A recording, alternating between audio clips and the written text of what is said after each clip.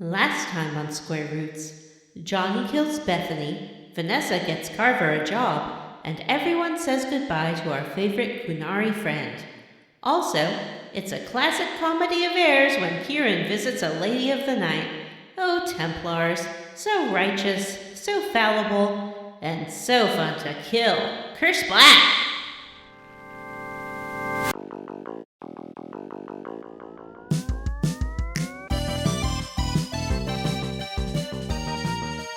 Hello, everyone, and welcome to the Square Roots podcast. These dramatic pauses are because I've heard they make the listening experience more relaxing and pointed at the same time, which is unusual. I'm your host, Johnny Brandon, and with me, as always, is Vanessa. That's right. It's a 1. It's a 2. It's a 2-hander. What happened? Why are Matt and Jim on assignment? We have sent Jim on assignment to cover the Microsoft acquisition of Activision. So he should be deep in the trenches in that right now. And Matt is doing a long-form, multi-episode podcast series on Booth Babes. Ooh. Is he going to go? Is he going to go undercover? Yeah, that's what he said. Infiltrate the seedy underworld of Booth Babes. Yep. He said that he had purchased himself a bikini top and a one of those short pink bob wigs, and he was like in Padme wears in that movie Closer. That's right. Or like Jennifer Gardner wears in Alias. Ooh. And he has, we're not at liberty to say who he is working for because we don't want to blow his cover. But yeah, he's in it. In it to win it.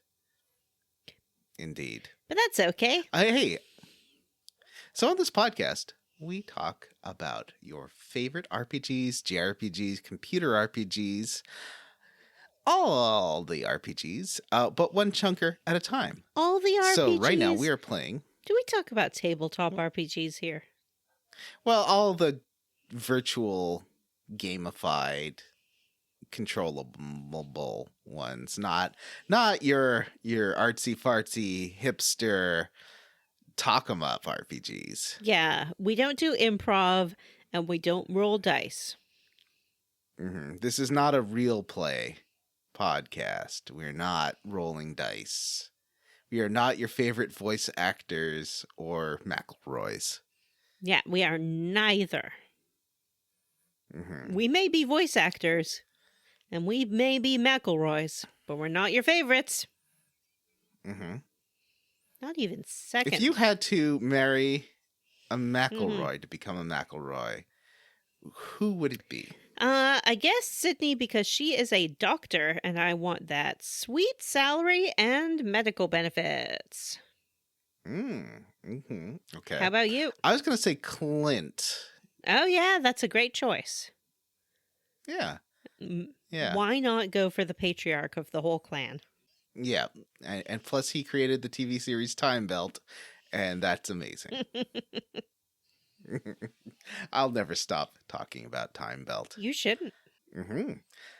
So, on this podcast where we play not a JRPG. Damn it, John. It's okay. You're doing an fine. RPG. Just take a breath. We know that usually Jimmy would be covering this bit, but he's on assignment, so... What would Jim do? What would Jim do? Oh, he'd put on his wedding song, Black Betty, and then he would be like, now I'm in the zone. He'd put on his wraparound Oakleys. He'd be like, whoa, Black Betty, frowny town, go Black Betty. Up and down. And we're playing Dragon Age 2, which is one of my favorite RPGs ever, I think. Although, if you listen to our special bonus interview with Mark Dara that posted last week, you will say you'll find out that he says that it's now cool for people to like Dragon Age 2, and I'm like, I've always liked Dragon Age 2 before it was cool. You're not one I of felt these so red. late adopters. You were gonna say Johnny Come Lately, and that's fine.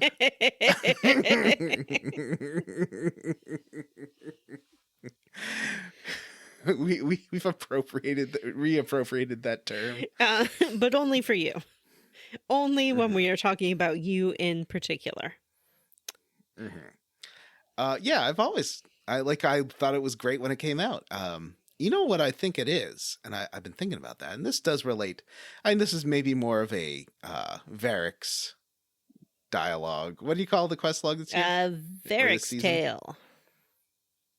Maybe it's more of a Varric's Tale thing, but it reminds me of lower budget JRPGs that tend to reuse the same dungeons and locales, like even Persona. Like, you're in the same city and you're going to the same locations over and over for the most part. And it's kind of like that. It really does make you feel like you live in Kirkwall. If that makes any sense. I just think this one has although, there certainly are characters that I like in Persona. Or not Persona. God damn it, Johnny. Getting it wrong again. No, it's okay. It's okay. Remember, just channel Jim. Think about sitting on your sick Harley. Whoa, Black Betty. Round town. Whoa, Black Betty. Okay. Yeah. Okay. Well, so Dragon Age 2. That's what I was talking about. And I was talking about how great it is. And although I do like the other Dragon Age characters as well, except for Blackwell because he's boring. But I think Dragon Age 2 has the best mix. Hey, you mentioned something which I think is a perfect transition into our most popular segment, Hot Gaming News. Yep, we interviewed Mark Dara, Johnny. Yay! I wish you could have been there with us. Me too, but it was a late work day. Yeah. Unfortunately.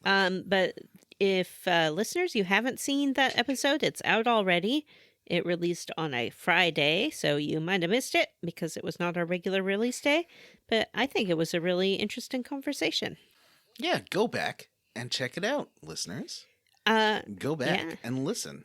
I found him very Oh. professorial almost. I was surprised he wasn't a teacher because he was so clear in his ideas and concepts and sort of explaining how things work. I wonder if that might be something he winds up doing. Although he does have his YouTube channel where he does a lot of the same kind of thing. Shares his thoughts from 20 years in the game industry. Yeah, it was a fun interview. Speaking of hot gaming news, even if Jim is on an assignment, there is the hottest gaming news in like a decade this week. So why don't we talk about that? Sure. Activision is a company which is best known for being a place for terrible sex pests to work. And they have had quite the reckoning over the past couple of years of people reporting about their culture and how out of control it is, and it's an awful place to work, etc., etc. And so who should come to save the day but our old buddy Bill and Microsoft? And they just bought up that whole thing. The whole thing. I don't think Bill Gates works for Microsoft anymore. Oh, come on. I mean, that's like saying that Ronald McDonald doesn't work for McDonald's anymore. Maybe he's moved on to focus on Ronald's House exclusively, but the two are interchangeable forever. I had 80s commercials on while I was doing work yesterday, and there's a commercial that was just about Ronald McDonald. This was teaching children the new McDonald's song. Oh. And I was like, oh, this is so wrong. And how does the new McDonald's song go? It was something like, it's such a good time, and a great place. And that's why this is our space. It's a good time, great taste at McDonald's. He did like the thing where his hands make the little M, you know. And that was, and they kept singing that. And it's like encouraging your children to sing an ad jingle. And it's like, I know it's a thing, but it just felt so like, no, Yeah. what are you doing? This is so low. It was This is so low. pretty blatantly capitalistic. Well, I mean, it is an 80s commercial. Now 80s commercials are just about telling old people that robots are going to steal their medicine. But, What? back then, well, it's like, these criminals gonna steal your money. You better sign up for scam code. Right. Like, right. Like commercials now are just like low budget trash for garbage. Back then, we used to have songs for every kind of gum you could buy. They'd have their own song, Vanessa, and you knew these songs like, stay close a little longer, hold hands a little longer, closer with Big Red. Who even knows what Big Red is? No, it's a now? cinnamon flavored chewing gum. Yeah, your fresh breath goes on and on while you chew it. That's part of the song. Anyway, this isn't hot gaming news. This is Johnny's Tangent Corner. Yeah, Johnny's Tangent Corner, which interestingly is not a corner. It's sort of a rhombus. But I don't want to get into that. That would be a tangent. That'd be a Vanessa's. But there's something I did say I wanted to do this episode. Come with me over to this corner. Oh. It's a different corner. It's Johnny's Apology Corner. Oh, well, I haven't been here in a long time. We need to ask Stephen Morris to make a Johnny's Apology Corner music, like a sad apology song to play in the background while I'm apologizing. We haven't been here in a while. I haven't apologized for anything. I'd like to apologize to basically our 5th place listener. What would you call that? 5th most listened in country? Oh, How would you say that? our 5th strongest demographic? Our 5th most listenership? The country Yeah. that is 5th on our most listeners list. Sure. And that country is Sweden. Oh! Sweden, we've wronged you a lot on this podcast, and yet you've stuck with us. I mean, we love your safe cars. I worked at a Volvo dealer for over a year. Oh, wow. We love your classic pop groups, from Aqua to ABBA. Yeah, all the A's. And we love your chef. What else is? We love... Well, no. That's the thing we can't. That's why I'm apologizing, And especially Vanessa. when he's so clear in his recipes. No. He's just, That's what I'm apologizing about. There is no reason we should keep bringing up the one thing Sweden doesn't like. They're like, this does not sound like how we talk. I do not know why they keep bringing up the chef. I'm pretty sure that doesn't sound like how they talk either. But your point The is normal taken. chef.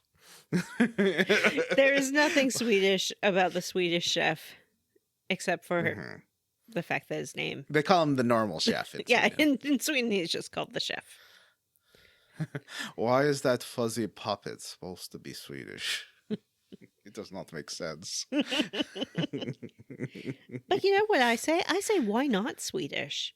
Instead of asking ourselves why Swedish, what about today? We say, why not Swedish? Meatballs? Why not Swedish?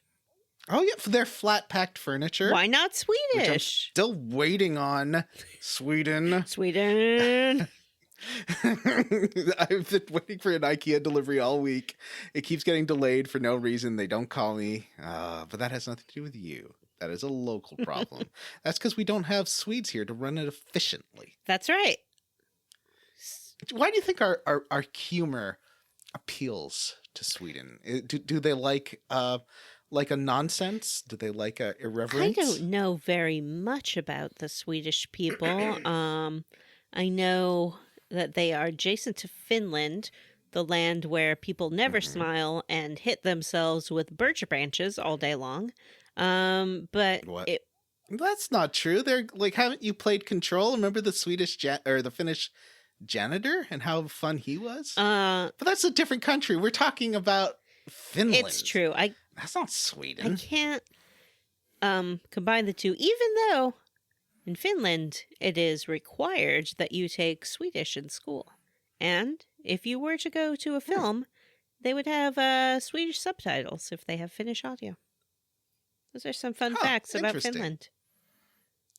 Well, you know what? Let's dial this back to the hot gaming news and Acta Blizzard King acquisition. Yeah, so they did that. And then Raven Software, which is held by Activision, said that they were going to form themselves a union.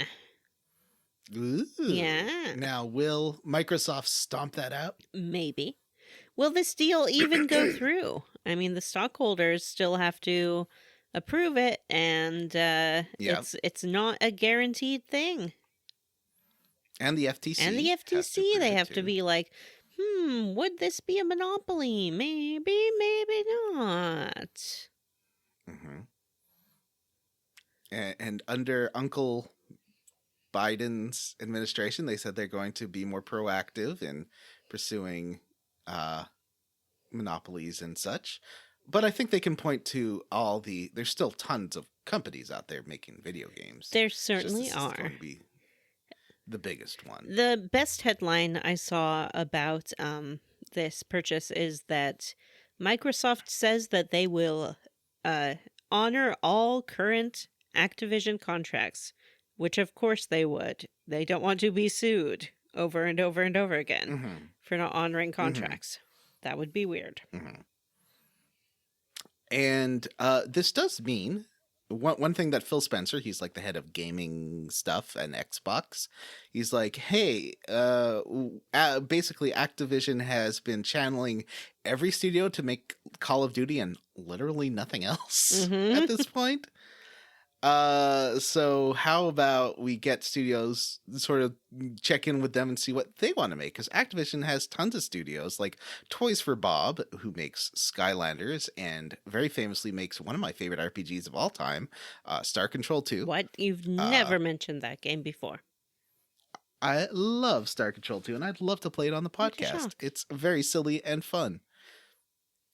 The combat plays like computer space, like a one-on-one sort of ship versus ship arcade game. Heckin' never heard of this. Oh, it's great. It's 1992.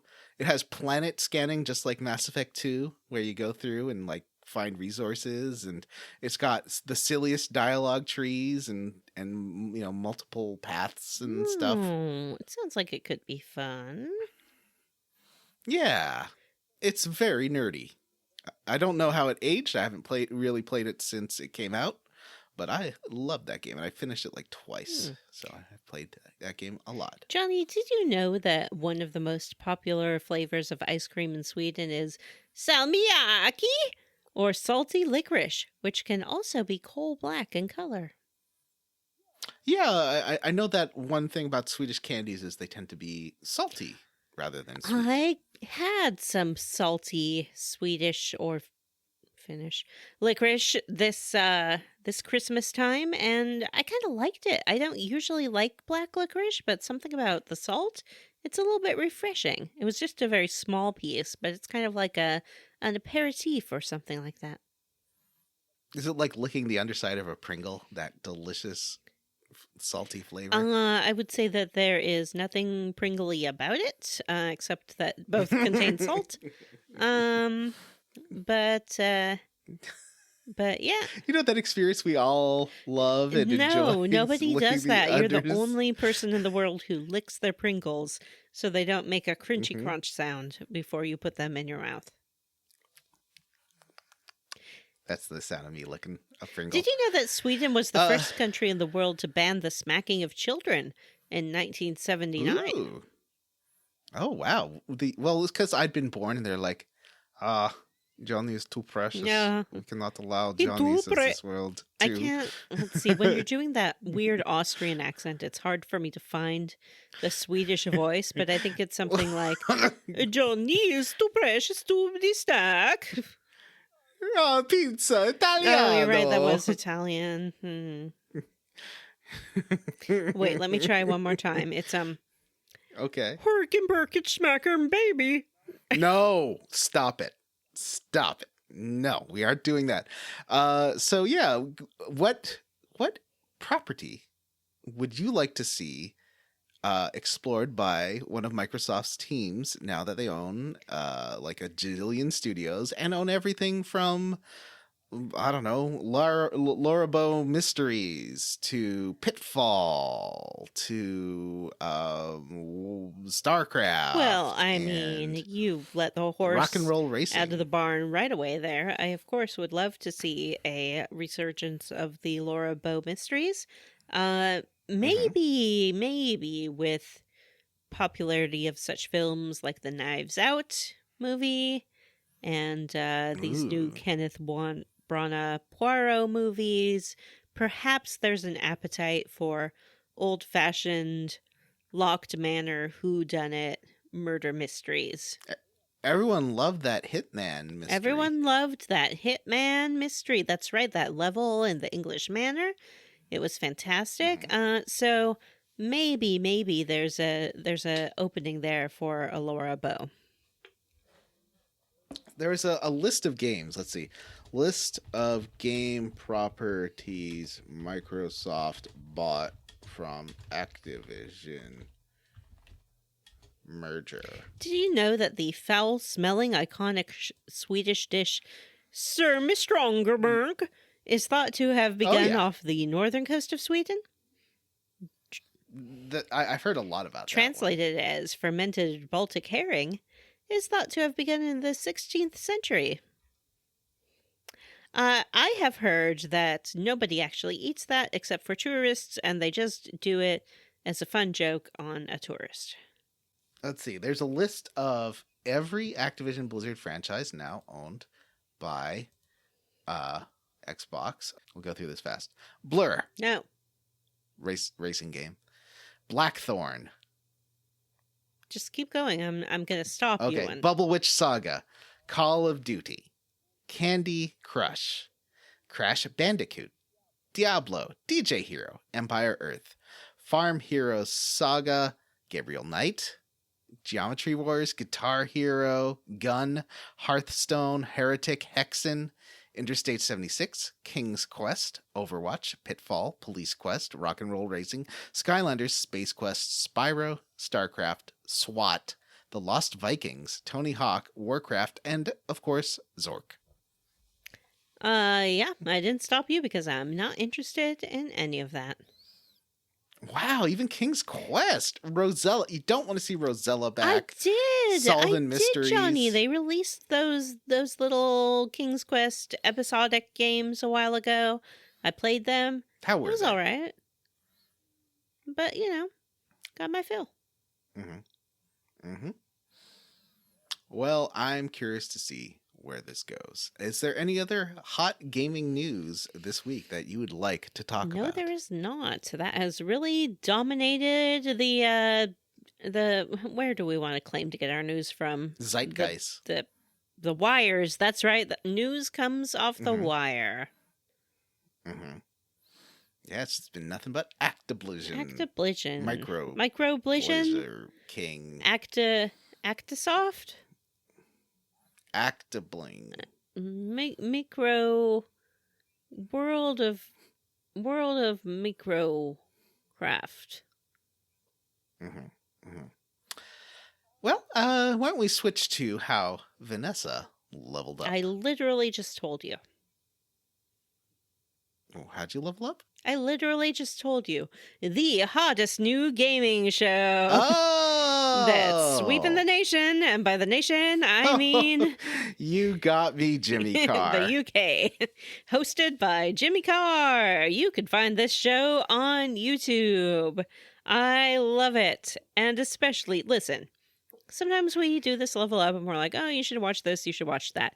I am so desperately serious when I say you have to watch the second episode of I Literally Just Told You. It is the funniest 46 minutes of television I have seen in years. I was laughing out loud. At one point, Jimmy Carr was laughing himself so hard that he had to get on his hands and knees on the floor. And what could have set off these fits and peals of laughter? The unbelievable stupidity of the contestants. I don't know how they found these people. It's not an act. It is mind-blowing, some of the things that come out of their mouths, and I don't even want to get into it. It is called I Literally Just Told You because it is a show based on memory.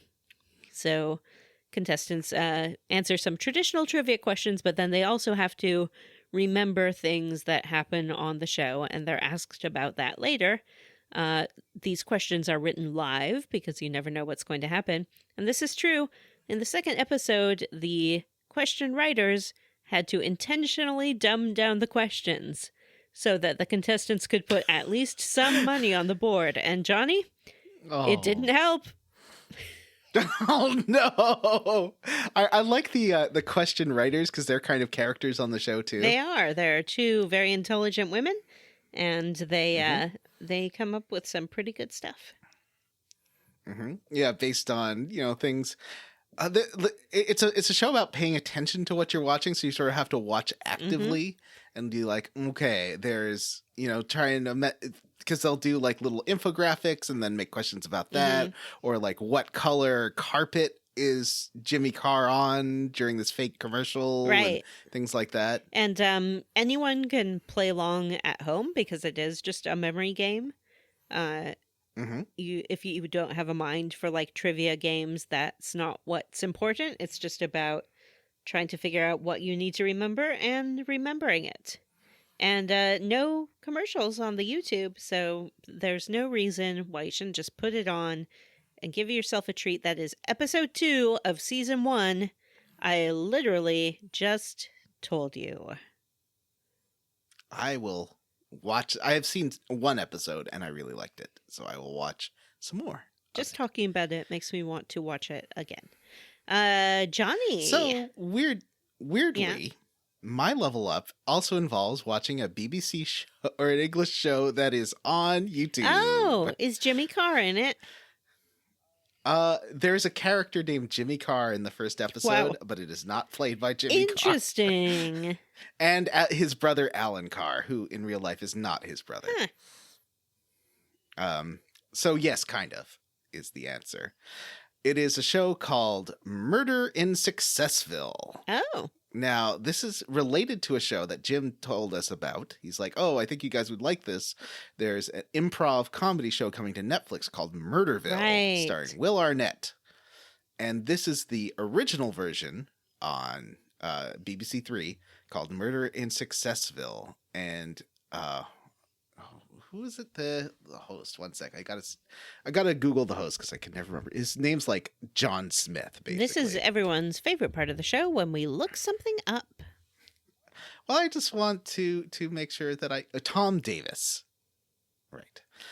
So Tom Davis plays a detective, and this is what Will Arnett is going to play. This show comes out in a couple of weeks on Netflix.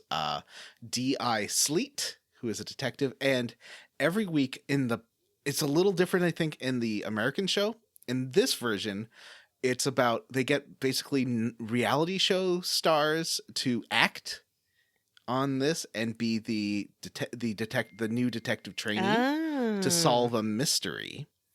And the reality show people are not professional improvisers or actors, but they're working.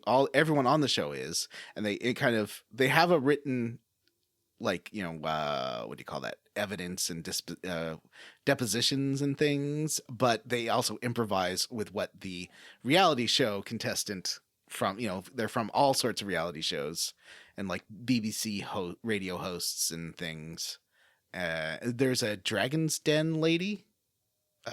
She's one of the detectives in one episode. Mm-hmm.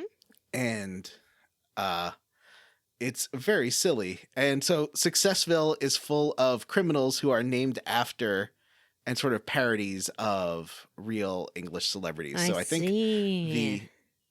think the show goes better. It will be funnier the more you know English celebrities. Because you know how it's like a weird insular world where they're like, oh, you know how Thomas Manglethorpe is, and everyone's laughs. What? Who? That happens Why does everyone know everyone? That happens on, I literally just told you, it will, like, someone will walk on who's a celebrity, and then they'll be like, what was, Daniel Strappenthorpe wearing? And I'm like, who the hell is Daniel Strappenthorpe? Mm-hmm. Oh, that Richard Hammond. Mm-hmm. But, the UK is very, very small. England itself is about the size of New Jersey, and they only have maybe 20 or 30 celebrities at any given time. No, but they like everyone's a celebrity. It's like, oh, this East Yorkshire postman, Reginald Nigel Flip, and everyone starts laughing. Like everyone's a celebrity in England. Well, when you're such That's a how it small country works. and you know everybody, everyone is a celebrity. And then you just name a road and everyone starts laughing. Mm-hmm. Oh, the M24. Oh, yes. The M24. Mm-hmm. So, Murder and Successful is a lot of fun. And also, it helps that Tom Davis, the host, is a big bear guy. Or the main character. And it's nice to see a show hosted by a big bear guy. At one point, they go to a strip club, and the strip club's just all like portly gentlemen stripping in the background. Like it's supposed to be like a scene in one of those crime dramas where they're at a seedy strip club. But I think it's it's Mary Berry is the strip club owner, and she's like, oh, why don't you turn around for me? It's just like a portly gentleman. It was very fun. So yeah, I watched that and then maybe see if that Will Arnett version, the difference in the American version is that the people, the guest stars for each episode are improv actors in the American version. Like I think Ken Jeong and stuff. Yeah, I think that will be really fun. I'm looking forward to it.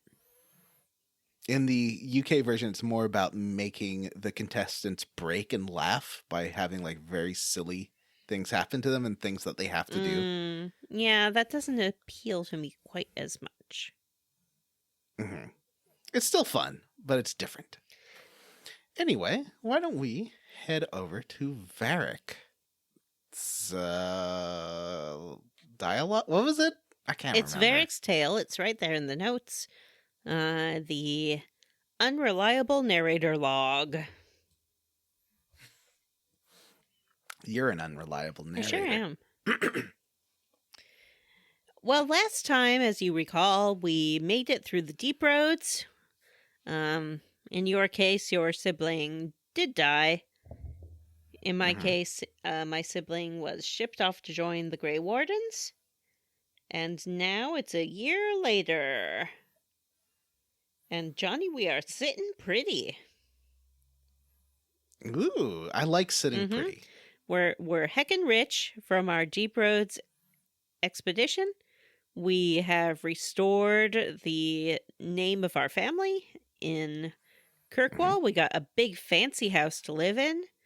And we have a bed. We have a library. Is it a sex bed? Can you have sex on that bed? Yes, you can. All right. And everything's going great. So it's time to check in with some of our old pals. Starting with Aveline. In the long road. And you're checking in with Pierre Elliott Trudeau, the Viscount, and he's like, "Oh yes, my son Seamus has gotten over his weird love affair with Kunari." And then he's like, "But we're having trouble with the Aeroshock, Mm-hmm. and we want you to try and sort that out because it seems like there's something's going on there." I think he was saying that the Kunari were missing. And but that's sort of how the start of this act 2 is. That's true. Is that you're talking to Pierre Elliott Trudeau. We'll get back to that because first we got to talk to our friend Aveline. Yeah. But you're right. He does send us on a quest. He's like, "Oh, there's a bunch of missing Kunari," and I'm like, "Cool. My friend's office is right over there. I'm just gonna pop in and say hi." Mm-hmm. Of course. And Aveline, she's guard captain as promised. She made it. She has everything a woman could want, except the sweet touch of a man. Mm-hmm. And like anyone who gets a little piece of power. Yep, she is ready to abuse it. She is sweet on Donick, who is...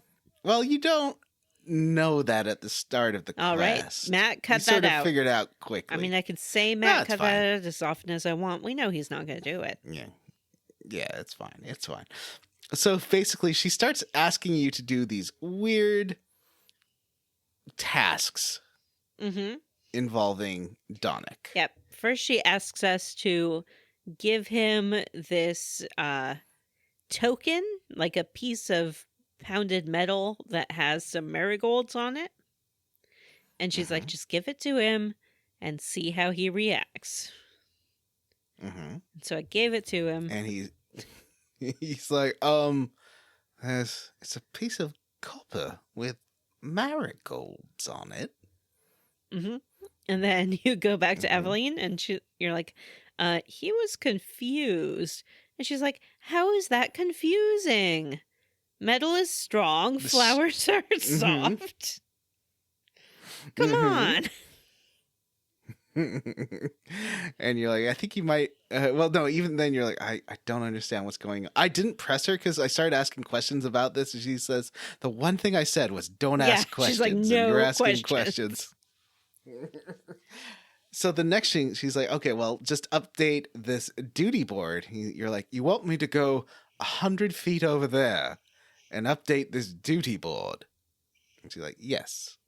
And then tell me how Donick reacts. So you go, you update the duty board. Donick comes out, and all of his friends are there, his fellow guardsmen, and they're like, "Ooh, Donick got the Hightown Patrol. What a cushy gig. Teacher's pet, teacher's pet." And he's like, "I didn't ask for that. What the hell? I have investigations going on. Why?" And you go back, you're like, yeah, Donick really didn't like that because, he's got investigations and stuff, and it just makes him seem like he's favored and he wants to be a real guard. And she's like, well, I don't know what to do here. And I think at this point, I had someone in my party like Isabel or Meryl, and Meryl's like, well, just kiss him. Like, what? Yeah, I had Isabel with me, and Isabel starts like tearing into her. She's like, "Ooh, the dried up old prune. She has some life in her after all. I can't believe it." And then Aveline is like, you loose trollop, you disgusting prostitute. I hate you. And then Isabel's like, well, you frigid bitch, I hate you. And they start just like screaming at each other until Hawk breaks it up. I do like that for most of the companion quests, if you bring along a certain other companion, it tends to like have extra scenes. You have to sort of figure out who the most entertaining companion to bring on it would be. Because I didn't have Isabella for this part, so I just had Meryl kind of be awkward about it. Oh, no, Isabella is great. At first, she's like very enthusiastic about it, but Aveline hates her. Yes. Which is great. So we eventually propose, like, why don't you just ask him to have a drink. And she's like, I couldn't possibly do that. You go tell him to go to the Hanged Man tonight. Mm-hmm. This is great. This is a wonderfully crafted scene where first you're like, oh, everyone's going to the Hanged Man. You should come with us to the Hanged Man. He's like, oh, I didn't know there was something going on. And so you meet there and he's like, where's everyone else? And you're like, things happen. Let's just have a drink with me. He's like, I really have to go. And you're like, no, we're having so much fun. And there's just like awkward silences and like cutting between the two of their faces. Oh, this was really well done. So they're sitting at the table and then you see Aveline come through the door and she looks at you and she like shakes her head and just walks past your table. And then you're just sitting there staring at Donick like, let's have another drink. So then eventually at the end of the evening, Donick says, look, I don't know what kind of weird games you're playing, but I am not interested in you. Oh, rejected. Mm-hmm. And, so at this point, Aveline's given up, and you're like, okay, we're going to try one more time. The only way that you're comfortable is if you're out on patrol and talking to him. So how about we get you two on the same patrol together? Mm-hmm. And she's like, well, I don't want to be distracted from all the bandits and such. Yep. And you're like, well, I'll just go first. Yeah. We'll clear out the bandits so you can have a nice eventless patrol and have time to chat. Mm-hmm. I guess they don't. So this goes along like the coastline, and I guess they don't notice like 50 feet in front of them. There's like lightning bolts and hurricanes and Mambari dogs tearing each other apart and piles of corpses. Smoking from the magic you just casted at them. That's Thetis. Are you a mage? Okay. So yeah, you're setting everyone on fire. So you're lighting these signal fires to say that it's clear after you've taken care of all the enemies. This is pretty fun because there's ridiculous amounts of enemies along the path too. Just waves and waves. Mm-hmm. So yeah, so we go a few feet and we light a signal fire, and then we get a cutscene. Mm-hmm. And this I thought this is what Vanessa's like. How dare you? Why don't you describe what Vanessa's like on a date? Well, I remember in the second part, she's describing how to best forge weapons. I don't remember what the first part was. I think at some point she says like, it's night. It's very evening tonight, isn't it? Mm-hmm. And he's like, yes, Captain. What a wonderful evening. So they go on their patrol, and the best part is Hawk is like watching these interactions and commenting on them and just like, it's helpless. This is horrible. So for the final one, I think you can either say I'm just not going to get involved in this, or say I'm going to sort this out. So you do walk in, and Varric and Aveline turn and see you, and if I didn't even have a chance to really say anything, in mine, Isabella's like, "Oh, just bend him over the bush over there, or bend her over the bush. Take her already." And he's like, "What?" Aveline's like, "How dare you? You ruined everything." Yep. And you're like, "Well, friends have to. I thought you were my friend." And he's like, "Friends have to push." So Donick leaves. He's had enough of this bullshit. He goes back to the barracks. Aveline is like, "Oh my god, I'm gonna get fired for sexually harassing Donick, and this is terrible. What do I do?" And so she storms back there in a fury, and he says, "I need to see you in your office right away." She agrees. They shut the door, and then we hear,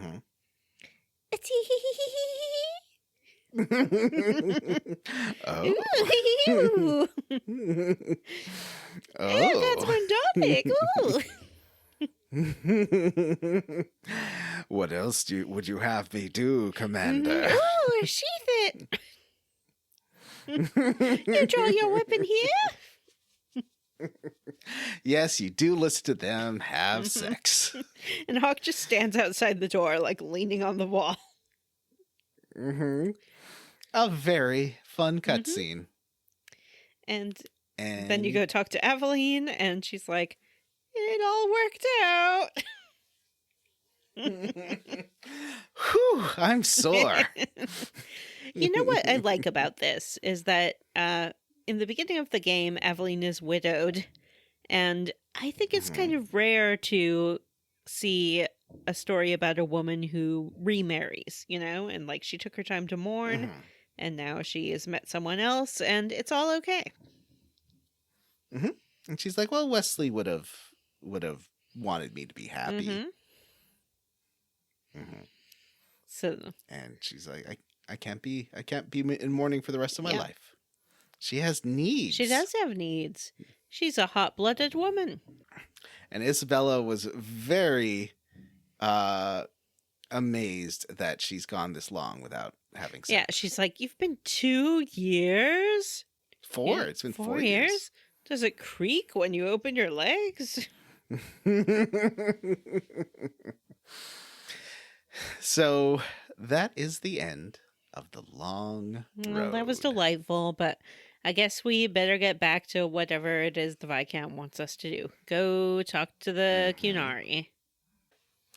So let's talk about Black Powder Courtesy. This is the sequel to Black Powder Diplomacy from the last act. So we go and talk to the Aeroshock, and we're like, what's up with you guys here, pals? And the Aeroshock says that they have been robbed by a thief, a sneak thief. They believe it was Javaris, the dwarf who was interested in their black powder, and they believe that because what has been taken is, in fact, the black powder. Except it's not the black powder. What is it? It's a decoy black powder that they put together in case someone wanted to steal their black powder. And they're like, this is going to be super poisonous to humans. Yeah. Just FYI. They're like, so it's a biological weapon, so you might want to go get it before everyone die. And you're like, why would you do this? What is wrong with you? And they're like, well, we had to. There was a thief. What do you want us to do? Which, you know, not the most compelling argument, but I suppose not the least. It's a whoopsie. Yeah, whoopsie. And the Aeroshock's like, yeah, I'm just letting you know because I respect you. You can do whatever you want. I don't care. But maybe you want to go get this black powder before everybody die? Shrug emoji? So you head to Darktown, the seedy underbelly of Kirkwall. And because everyone's like, oh, it's probably Javaris, that dwarf from last time who was wanting to get it. And so he's a prime suspect. You ask around about it, but it seems weird. Everyone's like got his stuff and is selling it. Yeah, and this one lady is like, yeah, that guy sucks. He screwed me out of a bunch of money and he left. So I took his stuff and I am selling it. And you're like, well, we want to find him. And she's like, I don't know. I guess he went to Smuggler's Cut. And you can get in there over there. You can go kill him if you want or whatever. I do not care. Which is pretty harsh. So you head to Smuggler's Cut to find Javaris, and he is about to be murdified by a bunch of assassins. Yeah. he has hired some bodyguards, but they are dead. And he's like, help me. Help a poor Javaris. And he's like, I didn't steal it. This wasn't me. I'm being framed. And he believes that the person who is framing him is this elf woman. And she was trying to get him to steal it again, right? Isn't that what happened? She's like, she really wanted it. I said, no way. But she must have done it and then framed me. And at this point, you can say, okay, I believe you. Or you can do him a kill. I wouldn't do him a kill. He's a big beardo. Yeah, I believed him. I let him go. And he's like, letting me go with nothing and on the run. Some letting me go. And I'm like, eh. And oh, what do you want? So he decides that he'll start over again, starting with the boots off of the dead bodies next to him. He's nothing if not entrepreneurial. So then you have this lead of trying to find this elf lady who was hiring him. So you do go to this side alley where you get there and things are real bad. Things are real bad. There's like green Joker gas everywhere. And there's these lids that you can get because basically all these barrels of this black powder have been made, but it's actually poison gas. And you can seal them, but you have to get these lids back. And getting those seals, they're dropped by enemies, and there's wave after wave after wave of enemies that won't stop until you've sealed all 4 of the barrels. It's pretty tricky, actually. Like, it's difficult because that fights. gas is sapping your health. The gas is sapping your health. Everyone's gone gas crazy. So you're being attacked by just straight up lunatics.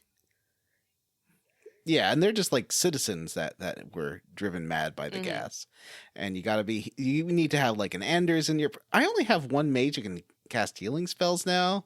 That's not good, especially if it's Anders. Come on, Anders is fine. Sure. And so that's a bad situation. I need another healer, and there are no other healers. It's sort of like how Wynn basically always had to be in your party, right, unless you were also a mage in Dragon Age 1. But Wynn was nice. I like Wynn. Anders is nice. So you seal up all these crates. Is there a way to like not kill the civilians or something? I thought there was a better way to if you do it faster or something, less people die. I don't know. They are all dead in I'm mine. not sure. They definitely all died in mine.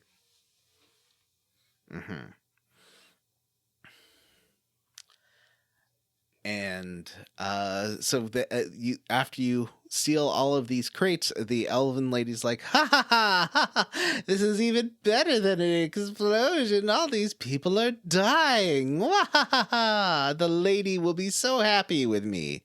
You're like, what lady? What are you talking about? And then she attacks you. And we kill her. And that's it.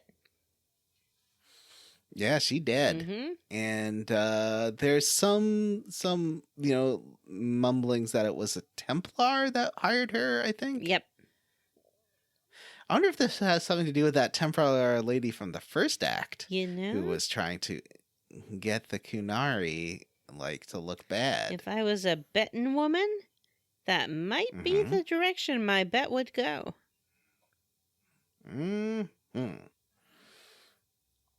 So he then tells you, so you go back to the Aeroshock and tell him what happened.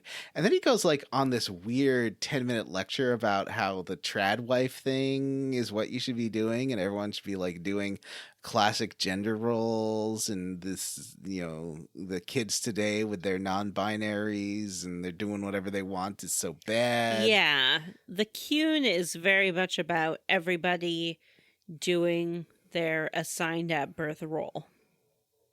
Mm-hmm. All right. You know, it's a different culture. I'm not going to put my values on it, but also I'm not interested in it. Yeah, thank you, but no thank you. Exactly. And he's like, oh, BT dubs, 3 of our Kunari have gone missing. Could you go look into that too? Yeah. And we're like, okay. I'm sure it's nothing. Mm-hmm. Please don't attack the city. Mm-hmm. Next quest. This is my favorite quest so far. Oh. Prime suspect. Well, other than the one with the mage who can't talk. Prime suspect. Dunk dunk. Sounds like the name of a British crime procedural. Mm-hmm. With Helen Mirren. Isn't that Prime Suspect? I think so. Yeah. So what's Prime Suspect about? Prime Suspect is a TV miniseries about a female police detective, played by Helen Mirren, who investigates a series Nope. What? What's the quest Prime Suspect about? Oh, okay. The quest Prime Suspect is about a killer on the loose. You remember before we went to the Deep Roads, there was a fella whose wife was missing, and this... Mm-hmm. And we found her bones. And this Templar guy, Emmerich, was like, yeah, it's the White Lily serial killer. Ooh. So he is still on his bullshit about the White Lily serial killer being around, and Aveline has had just about enough of it. She comes to your house and she's like, look, I can't take it anymore. This guy, he keeps saying there's a serial killer. Just go tell him there's not a serial killer. And you're like, what if there is a serial killer? And she's like, okay, if there is a serial killer, we should stop the serial killer, but there's no serial killer. So we go talk to Emmerich. I brought Aveline along with me for this just because I thought it'd be fun. And he's like, yeah, the city guard has no interest in solving this. And she's like, well, we did. We went and searched his manor and I got into a lot of crap for it. There was no evidence of wrongdoing. And it seems like you are a crazy person. Yeah, because he's convinced that the killer is Gascard Dupuy. Ah, I like having a guest card with, a balance on it so I can just fill up in any station I like. Don't have to worry about it. It's convenient. I've had a gas card depuis several months. Oh. That's a French joke. Anyway. So he's like, what you got to do is they bungled the investigation. I want you guys, because you know what you're doing. And Aveline's like, I'm right here. We knew what we were doing before. He's like, okay, well, anyway, this guy knows what he's doing and he'll find evidence. So why don't you go sneak into the manor? And Aveline's like, I don't like this. Sneak into the manor, find evidence, and get out of there. And you're like, that sounds like just the kind of thing Hawk likes to do. Mm-hmm. So I didn't bring Aveline with me for the actual sneaking because I figured that would be, you don't want to get her involved in that. I brought only like the sneakiest people, like Varric, Isabel, Fenris, maybe, and Fenris. Yeah, Fenris is fine with this kind of stuff. Yeah, he is. He loves it. Yes. So we get to this manor, and there are some demons there. There are some demons there, which is kind of suspicious. Yeah, I think Fenris was like, this whole thing like we're in suspicious. the right place. And we do find a bag full of women's clothing that we don't get to really talk about in this chapter, unless I did something wrong. Me neither, but I did find the bag of women's clothing. There's a couple of like weird letters and things like that, but nothing is very clear. But what is clear is that we run into Gascard, and he is holding an elf lady, and she's very upset. She's like, "You're hurting me." We're like, "Put her down." He's like, "Oh no, you misunderstand. I'm just doing blood magic to help her." He's like, yeah, I'm saving her. I'm saving her. And you're like, Mm-hmm. Gascard. So I let him talk, and he's like, "You see, I need her blood, a little bit of her blood, to do some blood magic. Okay, I know blood magic, not the coolest thing, but stay with me here. So I needed a little bit of her blood to help track the serial killer who was gonna come after her, because she already received her white lily. So I knew she was going to be next. See." Mm-hmm. But I didn't do it. I'm helping these ladies. And you're like, what's so- your deal with this anyway? What do you know about it? And he says Mhm. that his sister was killed by the White Lily killer. Mhm. And so he's trying to prevent other ladies from being killed. And you don't get to ask why he has all their clothes No. in a bag. Maybe it's his sister's clothing? Mhm. Maybe it's his clothing? Like, no judgment. So can you kill him? Yes. I didn't do You it. can if I'm you too want to. good. I didn't kill him either. I was like, okay, I believe you. But I was really second guessing myself. I was like, what if he is the killer? Mhm. I do let him go. I was like, well, I'm keeping my eye on you. Don't murder more people. And he's like, I won't. Mhm. Wink. Yeah, and so then we go back to tell Emmerich the Templar that Gascard is innocent, or tell him what happened, but he is not there. Instead, there's a Templar named Moira, and she's like, oh yeah, he said meet him in this dark alley at night. Mhm. So we go there, and he dead. Yeah, he just dead. No ifs, and, or buts about it. Nope. And he was being attacked by something, wasn't he? Or didn't we have to Yeah, fight? there were some demons. Oh, that's right. So at this point, his like second command lady's like, "Well, do you know where Gaspard is?" And I'm like, "Yeah, he's over in Darktown. Go get that MFer." Oh, interesting, because I said he's innocent, and she's like, well, we'll look into that. I was like, you know what? This is too coincidental. I don't buy it. Plus the bag of women's clothing. Yeah. So, mhm. we'll have to see what comes of this, because for now, it seems like nothing comes of it. Mhm. Let's talk about a great quest called Mirror Image. Mia on the wall. Who's This the is most a sequel. foolish elf of all? This is a sequel to a starting quest in Dragon Age That's 1. right, the Dalish starting quest. If you started as a Dalish elf, you actually, although she looks totally different, you do start with Meryl, and she is your friend, and she's like, let's go into these ancient ruins. I want to find a mirror. I know we're not supposed to go in here, but I think it's super interesting.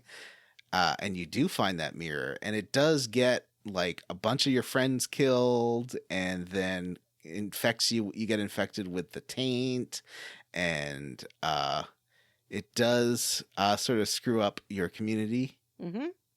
And so that's that part of that quest. So this is a sequel to that, and Meryl's like, I have an Eluvian, and they're basically like cell phones from back in the day. You could like go, or like warp zones, you could go from one part to another Mhm. real fast, and I think it'd be really interesting to have them again. And I've got this mirror, and it just needs like a little bit of elven craftsmanship, and then we could get it working again and find out so much. Yeah, because the I'm screen like- is cracked. Mhm.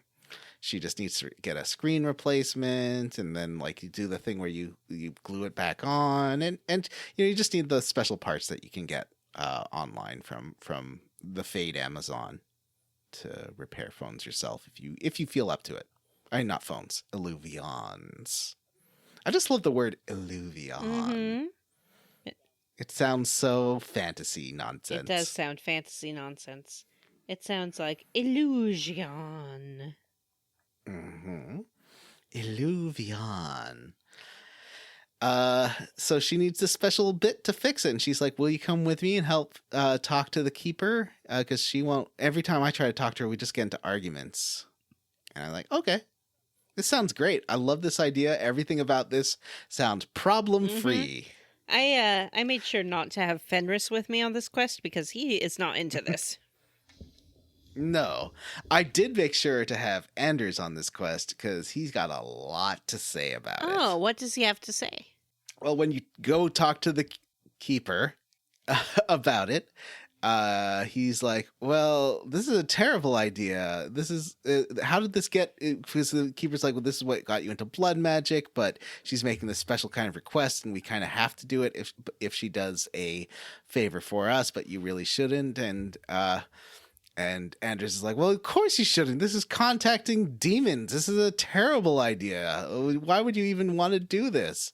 And didn't this get all your friends killed? She's like, yes, but I know what I'm doing this time. And he and her just get into all these arguments. Interesting. It's pretty great. Mm-hmm. Although Anders is one to talk.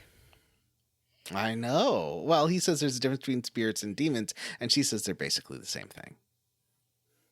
So you do go... And she's like, well, you gotta, if you want to do this, you gotta do something for us. You gotta kill the Varterel, which is this monster taking up caves near us, and it's been attacking people. So you do head there and go through the caves. You get attacked by all sorts of like undead and stuff. And as you get to the Varterel, you run into Paul, who's another young friend of Meryl's, one of her little friends. But he takes one look at Meryl and he's like, oh no, it's Meryl. Oh no, oh no, oh no, stay back from me. And she does not understand. And she's like, why would he run away from me? And Anders is like, because you're a blood mage. Because he knows that you got his friends killed. What's wrong with you? And you do go after him, and he does. So I guess Paul's like, I'll take my chances with the Varterel rather than be near Meryl. And he does get immediately killed by the Varterel. Yep. And you do have to, well, you're trying to save him, so you fight off this Varterel, which looks like a big kind of stick insect. Yeah, or like a praying mantis kind of thing. Yeah, I like the enemy design. It was really cool. And like a rock, something that could pretend to be rocks. And they also sort of talked about how the Varterel didn't usually bother them, but something must have made them start attacking elves. So you you fight that. It's a pretty big boss fight. Like spiders and stuff come in as you're fighting. And I got killed. Well, like one of my characters got killed, but I had Anders in the party so he could resurrect, which is useful. And then after you defeat it, Meryl runs up to Paul and she's like, Paul, Anders, you can do anything. You can heal anyone. Anders, please heal him. He's like, I can't. He's dead. I can't do anything about it. And she's like, why would he run from me? He said, because you're a blood mage. You're consorting with demons and you got your friends killed. What's wrong with you? Why are you continuing along this path? And she's like, you don't know what you're talking about. I can handle this. I've learned my mistakes. And they had like this long, it almost seems like he had to be there. It was such a it's weird to think about this scene without him in it because it was like pivotal about the dynamic between those two. And I really love that about this game, that you can have these like cutscenes that seem focused on having a particular party composition, but you don't have to. I didn't have him with me because I'm also a mage, so 3 mages seemed like overkill. So I just had my own dialogue choices, and she's like, oh, why? And I asked her, like, why did he run from you? And she's like, I don't know. And then she got mad at me. So you go back to the keeper, and she's like, okay, but you really shouldn't. I'm not going to give it to you. But you did complete your quest, so I'll give it to Hawk here, and Hawk can decide whether or not you should get it. I'm like, oh yeah, of course. Yeah, me too. And there's like, this is a terrible idea. What are you doing? You know you're going to regret this. And I'm like, nah, it's fine. It's fine. It's just a knife. What's gonna happen? And she thanks me for her support, for supporting me. And Anders really didn't like any of my decisions I made along Oh this quest line. no, your special friendship. Mhm. Oh, also I found. Did you know? Remember that lady? She had that lady who turned out to be a desire Mhm. demon. She had all these special books that she's left around Kirkwall, and you're supposed to destroy these books. That's what Sassafras asked us to Mhm. do. Or, oh, not Sassafras, the other one is Isola or whatever her name was. She's like, oh, you need to destroy the knowledge. I'm like, but, okay, hear me out for a second. What if, instead of destroying those books, which is boring, Mhm. all right, what if I read them and get some extra ability points? Oh, interesting choice. Because, it just makes you more powerful. There's and all the book asks you to do in return is to pretend, leave it where it is, and forget it exists. Oh, that seems like a good deal. Like, Yeah, I mean, ability yeah. points. There's lots of these books, and it'll make me way stronger. So, it's not win-win. bad to not destroy a book. I mean, some people would say that you should never. Yeah, you should be reading books instead of burning Yeah, them. exactly. So yeah, I recommend the harmless, nothing bad will happen, read the evil books path. I think that you should do so under adult supervision.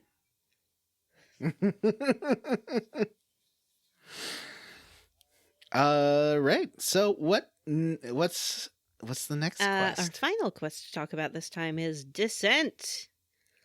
This is Anders. That game, that's that like space game where you're flying through like asteroids. That game came and like free with a computer that I got once, and I was never good at it. I was never good at it either. And I like, you can apparently play it with a controller. Like, it's apparently really good with a joystick, but I want to like play it with a gamepad, but I couldn't figure out how to map the controls properly to make it work well. Because I always, it looks like a cool game, but I was so bad at it. I don't like those fly ships, shooty kind of games. They don't hold my interest.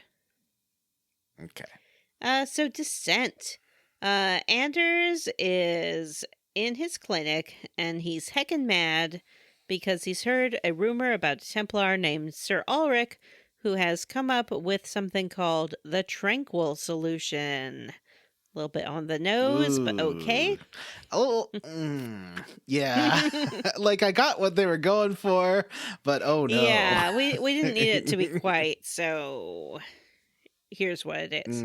But his idea is that he wants to make all of the mages tranquil, and he wants to convince the Chantry and Knight Commander Meredith to go along with this. And so Anders is like, he's horrible. We have to go stop him. You can actually just refuse to do this quest and be like, but why would I I do don't that? know. Now, did we see Sir Ulrich? He wasn't the Templar who... No, we killed the Templar that came along when Anders' friend got tranquilized. Yeah, this is the first time I've heard about this guy. Okay. He sucks. Yep. He's a real jerk. He's got an evil English voice.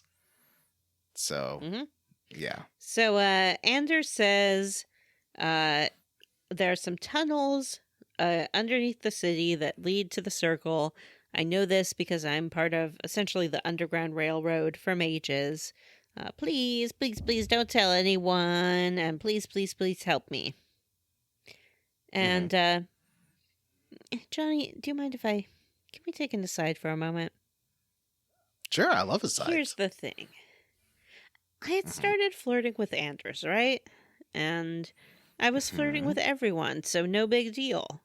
Just a little bit of flirty, funny, hockey fun. And then he got all like emo boy about it, and he was like, "Don't do this to me. Only go on if you're serious. I can't take it."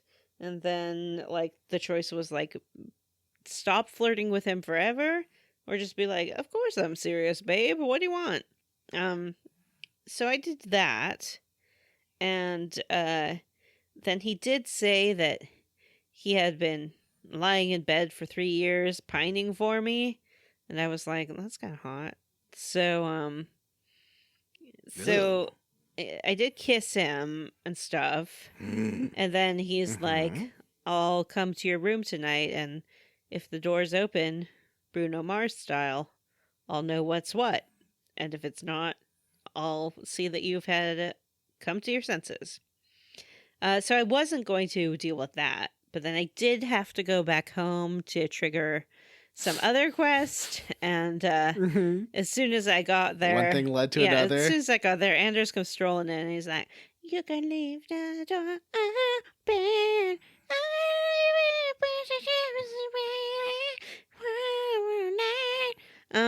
So I've never heard this song before in my life. So we did, according to the cutscene, kiss and lie down on the bed, and I'm sure that's all that happened. And afterwards, he's like, "I love you," and I'm like, "Whoa, whoa, whoa, whoa, whoa, whoa, whoa." But on the other hand, Why is it so? Oh, because he's not a king. Yeah. I was like, why is this so different from Alistair? Yeah, and so I'm like, I got this piercing blue-eyed bigot Sebastian, and I got this tortured tattooed elf, and but then I looked at Anders, and he looks kind of like a little puppy dog, and he has those big eyes, and he likes kittens. So I told him I loved him too. Wow. And then he's like, wow, that's a big step for you. yeah, then he's like, "We're in love, I'm moving into your house." And I'm like, dude, I know that you live in a hovel, like in the underground, but this is my house. Nevertheless, he's there all the time. I guess my mom lets him in. And he does just live there now. So he's drinking at 3 p.m. He's not cleaning up after himself. You have to vacuum up after him, which doesn't make sense because you're working and he's there. And he's just like, the mages rights, like all day and all night. But I guess I made my bed and he made it too. So because he's not going to. He's not, no. So although I do have Sandal living with me now, as well as his father. And so his father seems to think that he's my valet. And I'm like, I didn't tell you to be my valet. And he's like, I'm your valet. And Sandal lives here too. And Sandal's like, enchantment. So I guess maybe they'll make the bed. Anyway. Oh, but there is a real fun cutscene with Sandal getting along with your dog that I loved. Those two are so sweet together. They're living their best lives. I never use the dog, by the way. I've never once used the summon dog power. Maybe I should. Oh, I use that every fight. Well, I mean, yeah, if you're playing on a harder difficulty, it really helps because that it'll attack whoever you're attacking and sort of it will take some of the enemy aggro away from you. So it's useful for sure. Maybe I should start summoning a dog. Yeah, if you're having a problem with a fight, dog help. I just have so many cool spells, but the bar is pretty long. You can add a lot of stuff down there. So, when this quest was triggered, I had a lot of dialogue options that were like, "What's up, babe? Oh no, mages? Yeah, we sure do gotta stop that, hottie." And he's like, "Yay, I love you." And I'm like, Thank you. Oh, wow. Thanks for that. Wow. We're learning a lot about dating Vanessa in this episode. I was like, I appreciate that. But cool. Laughs nervously. You're so sweet.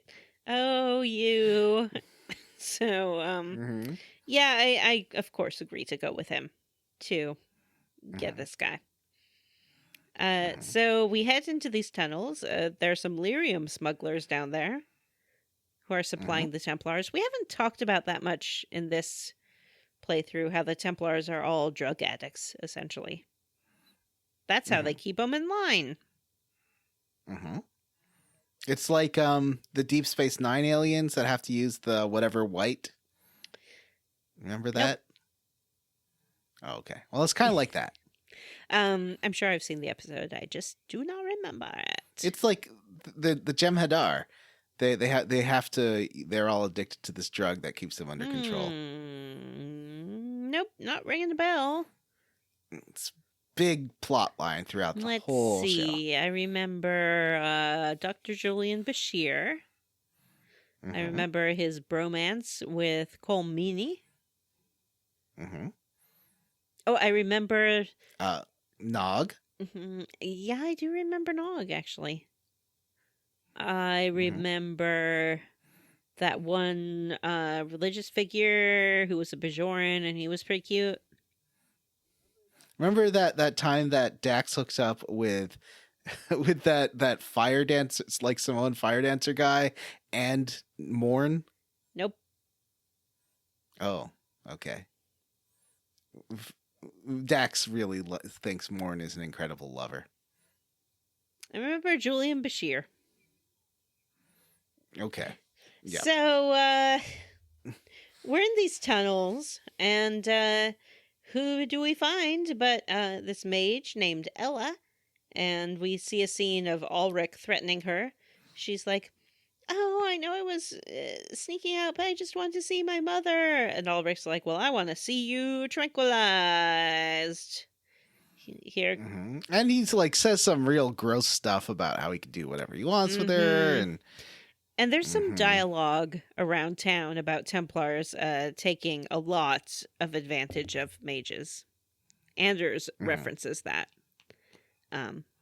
as something that he himself may have experienced. And speaking of Anders, this does make his eyes do a glow. Yeah, he gets mad. He Super Saiyans out. Justice comes out and kills all of the Templars. Super dead. And then he looks at Ella, and Ella's like, "Oh my god, you're a demon." And he's like, "I'm a what? You're in on it too. I'm gonna kill you now."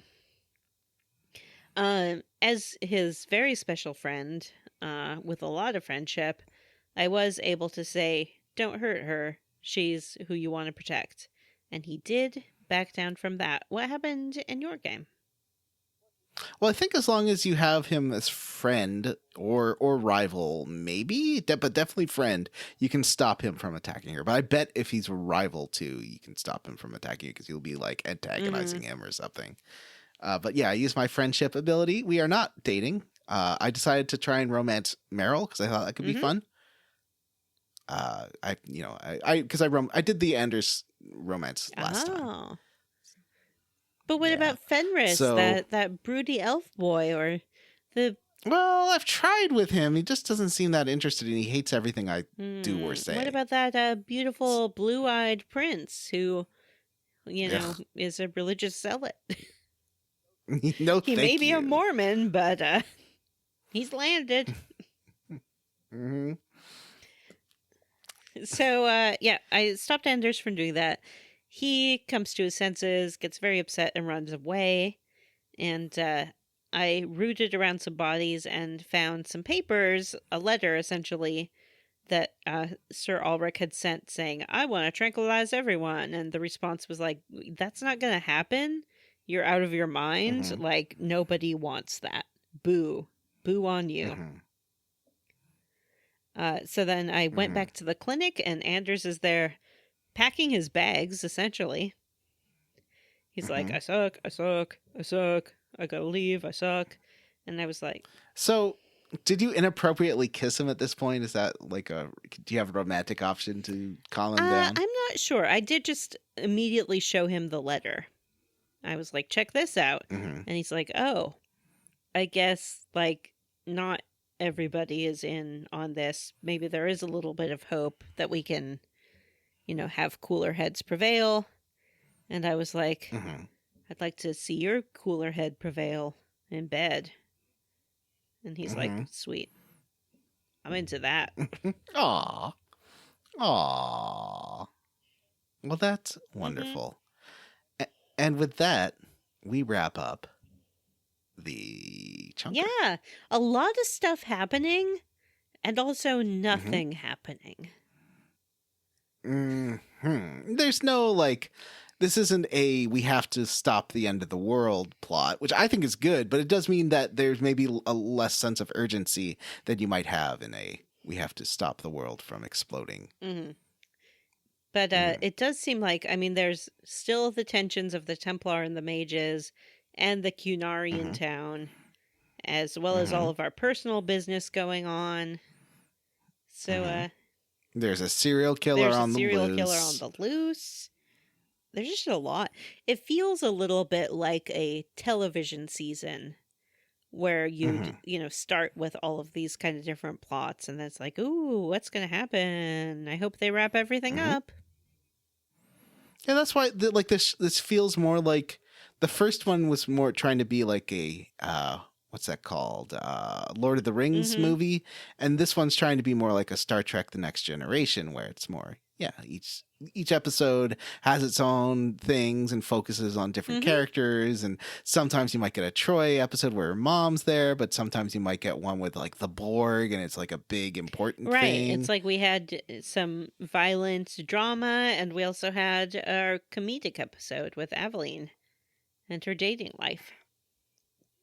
Exactly. And I think that's one of the things I really like about this. And for me, it does really hit like a Western version of Persona, where it really mixes the character stuff and the city stuff and like getting to know this whole town in a way that Persona does. I think it does feel the most like that of any Western game we've played. I agree. So next time, we're going to finish up Act 2. I don't remember what the events of Act 2 end with, but I guess we'll find out. It's pretty clear. Okay. Well, yeah, no, there's a time jump again. So Johnny, may I ask what you are squarely against?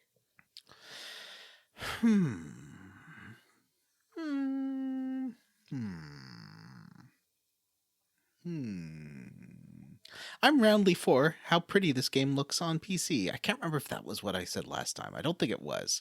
But playing this, I first played this on PS3 back in the day, and now playing it on my modern PC, it looks like a next gen version of the game. It's real beautiful.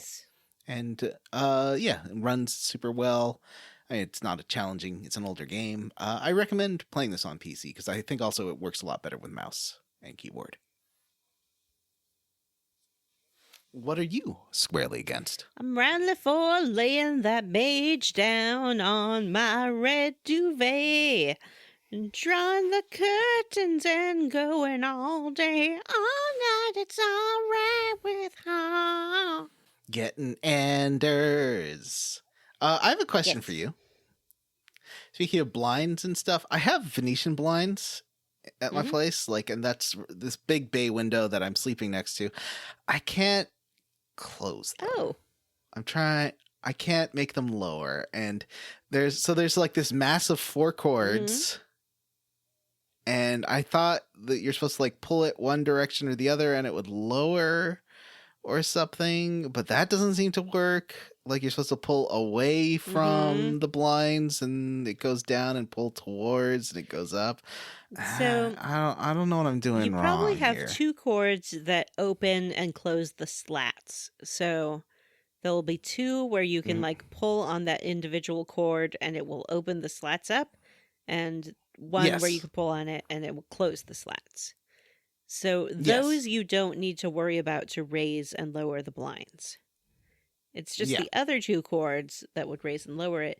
Generally, you hold them to the left, I think, and out a little bit, and you should be able to like hear or feel it like click, and then they'll just come down. I wonder if they're locked or something. Oh, you know what? If I can't figure it out, I'll ask my landlord. Yeah, I think that's a great idea. Because I feel like I've never had good luck with these. I've always found them baffling, and I couldn't make them work right. Yeah, I mean, they're very I don't know finicky why. for sure. I Yeah. mean, it might be, if you're able, good to just put up some curtains. Like if you can put a curtain rod in front of the window and close that, that would help with less light coming in too, since Venetian blinds tend to let a lot of light in. Yeah. I don't mind that, like, but obviously I'd be getting baked by the sun in the summer, so I do want to figure this out for before sure. after cloudy season is done. So sometime mid-July. Exactly. All right. Did we get any emails? No, this week? we did not. Nobody has anything to say to us. And we've asked so many questions. I know. Well, listeners, if you have any comments or questions about any of this, we'd love to hear your thoughts. Particularly, I'm interested to hear what you think about Sandal. Do you think Sandal's a good character, especially if you have experience with people with different mental faculties and stuff in your life? Do you feel it is a positive or negative portrayal, or do you like the way Sandal is used? Do you think it's too gimmicky or insulting? I'm curious what you think. And I'd like to hear from our Swedish listeners. My question for them is, No, stop it. Don't do that. We love our Swedish listeners and appreciate their support. Yeah, we got some Swedish candy from one of them. It's a true story. I ate it. All right. So, we have a Patreon, and for just a mere $3 a month, you can hear every single bonus episode we've ever recorded. And we're doing one on Forgotten City. I've started that. I played about an hour of it so far. It seems really neat. I'm really excited to talk about it. Yeah, I thought you would dig it because it's like Skyrim if Skyrim were just the adventure talking part. I dug it, and you know who extra dug it is Jim. He loved it.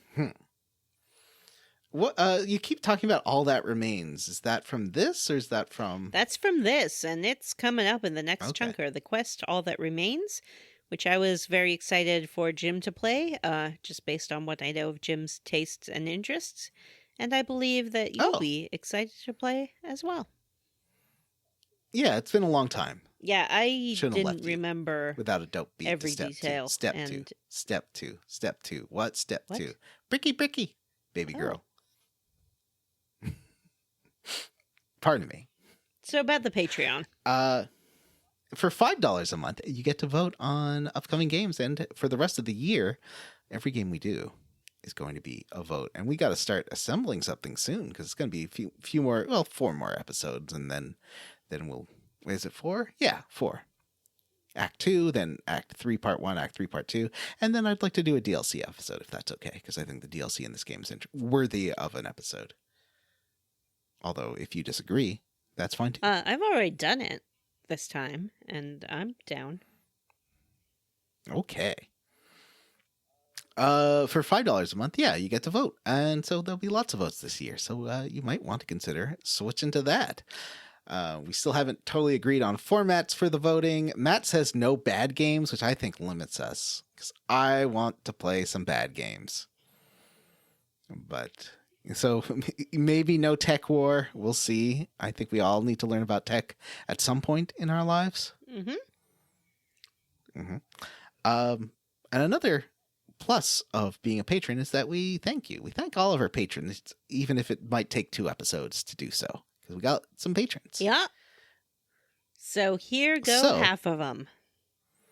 Here go half of them. I'd like to thank the following patrons: Citra C, Eric Poirier, Zachary Train, Choo Choo, George Brady, Joshua. Here's the story of a man named George Brady who was bringing up 3 very lovely Joshua W. Broxons. There was Tracy, the Borg Queen, and Hexagon. Here's the story of Isaac Wright and his friend Bree Girth and Stop the Shoxy, Twitter hashtag for more info. And then there was Ross Hartley. No pithy profile name this week. I'm on break. Then one day there was Eduardo Franco, our best and handsomest friend Stan Ferguson. Do you think this will get me flagged by Spotify? No, not with the way you're carrying the tune. You're like, I don't think you have to worry about that. Third wave banditry, Knopford, Nathan Poirot, petition to add Lepity Moore as a 5th co-host for 2022. Lefty, what do you have to say about that? Oh, me? Well, that's real sweet, y'all. I can't even believe that you would spare a thought for old little me, Lepity Moore. And you know what? Just for that, I'm going to give you an extra slice of pie on the house. Oh, thank you, Lefty. DP299, Huxley Iguana. I am Commander Hawk, and this is my favorite lobotomy in Kirkwall. Paul Bursch, Tracy, CharityWater.org, Alex Dullard, Johnny5, Alive, Matthew Casterline. Help! I'm trapped in this avatar thumbnail! Chief Hazard built a convoluted reason for someone to try and pronounce a laryngologist. I guess it's like an ear, nose, and throat doctor. Oh. I think that's a guess. Right, because rhino is like nose and larynx is throat. And ortho is bird. Ah, okay. So bird, nose, and throat doctor. Cyril the Wolf, Metal Gear Solid 2 in 2022. Metal Gear Solid 1 in 2021. DJ Ethro, Lex Averial, Alexander Jokic, Angel, Andy Smith, and Joseph! And That's a Resident Evil 1 reference. I would like to thank Wedge Coon, Ryan Miller, Saving Sid, Sexy Grandma's Boy Toy is Allison Watkinson, Wawa Wee Wah, Dylan Rowe, Rubber Bear, Eric Pickamini. I'm sorry about that hesitation. You know what? I'm going to get it eventually. I'm assuming the D is silent and it's Pickamini. Could be Pidcamini. That doesn't seem right. Pickamini. Matt Newland, Koba Games, Stu Seal, Vanessa Fan, that's me. Dr. Fine, say everyone's name, Do Good Recklessly, Wash in the Wind, oh my god, what is this game? Kita Renee, Prince Sufinentes wants to make the world Cifuentes. smooth. Robert T., David Green, Jason Timms, Florian Jonas Kramer, sidestep right, left to my beat, Vanessa. Oh, okay, Johnny. Is a Diva Cup just a shot glass for vampires? Ian Frederick, Justin Ham, Grayson, Friend of DeSoto, Aaron O'Toole, Sean Walsh, Michael McDonough, Dovahkien's Discount Dragon Barn, Andy M., Robert M. Pullum, Ryan Womack, Christian Go, Hudson Roth, and Jack Mizell. Hey, you can send us an email at squarerootspodcast@gmail.com. You can join our Facebook group, the Square Roots Podcast group for smart, cool, very attractive people. And you can find Vanessa on Twitter as @SquareRootsPod. And full disclaimer, Matt also has access to that Twitter account, although he rarely uses it. So if sometime Vanessa tweets something very uncharacteristic, that's why. That's definitely Matt. Any tweet you see that you disagree with or makes you angry, it's Matt. Assume it was Matt, yeah. Rate, review, and subscribe on iTunes, Ghana, or wherever you listen to podcasts. And thanks to Stephen Morris for our theme. You can find Stephen on Twitter as Beige on Beige and on YouTube. Links in the show notes. Spotify listeners.